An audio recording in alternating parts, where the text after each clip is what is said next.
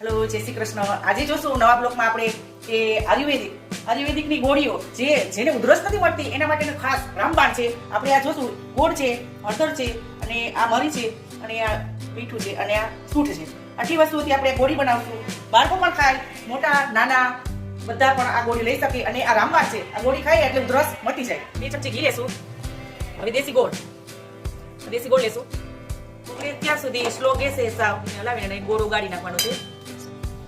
Gas બંધ કરી દેવાનો છે. જો ગોળ ઓગળી ગયો છે અને આ રીતે ઓગાળી નાખવાનો છે. હવે એમાં સૂંઠ નાખીશું. 2 ચમચી સૂંઠ નાખીશું. અડધી ચમચી હળદર નાખીશું. કાળા મરી એ વધારે નથી નાખવાની, કારણ કે બાળકોને આપવાની છે કે તીખું મને લાગે. થોડુંક નમક ચપટી એક જ નાખવાનું છે, મીઠું, અને હલાવી નાખવાનું. એકદમ થઈ જાય એટલે એની ગોળીઓ વાળી લેવાની છે. ગોળીઓ વાળી લેશું. ચલો, આ બની ગઈ છે ગોળીઓ.